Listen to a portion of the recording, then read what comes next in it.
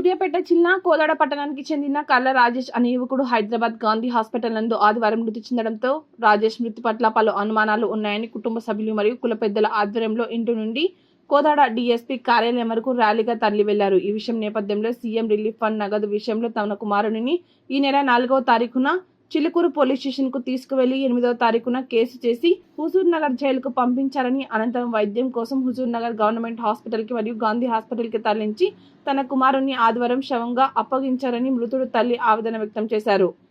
తన కుమారుడు రాజేష్ మృతి పట్ల సమగ్ర విచారణ జరిపి అధికారులపై చర్యలు తీసుకోవాలని, అలాగే తన కుటుంబాన్ని పోషించే తన పెద్ద కొడుకు లేకపోవడంతో తన కుటుంబం రోడ్డున పడిపోయిందని, ఈ క్రమంలో తన కుటుంబాన్ని ఆదుకోవాలని కోదాడ డీఎస్పీని మరియు కోదాడ ఆర్డీఓని కోరగా, కోదాడ ఆర్డీఓ రాజేష్ మాట్లాడుతూ, రాజేష్ మృతి చాలా బాధాకరమని, రాజేష్ కుటుంబానికి ఒక డబుల్ బెడ్రూమ్ ఇల్లు, కోదాడ మున్సిపాలిటీలో ఒక ఉద్యోగం వచ్చేలాగా, అలాగే కొంత ఆర్థిక సహాయం చేసే విధంగా జిల్లా కలెక్టర్తో మాట్లాడతామని ఈ సందర్భంగా తెలిపారు.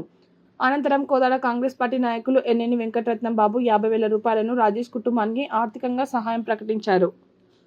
నిన్న శ్యామయ్యి పంపించారు సార్. జైలుకి పోతే నన్ను అసలు రానియలేదు.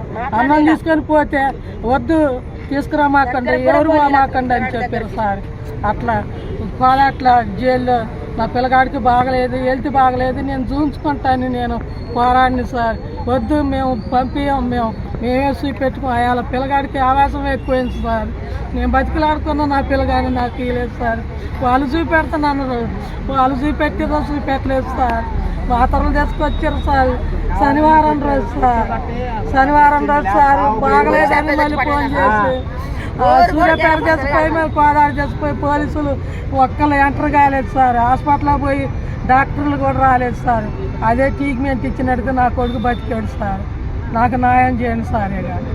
ఇప్పుడు ఒకళ్ళ పిల్లగాని చేసిపోయి పందినామం చేసినాక న్యాయం చేయకపోతే నేను ఎవరికి చెప్పుకోవాలి సార్. నా కొడుకుని నాకు తీసుకొచ్చి ఇవ్వను సార్.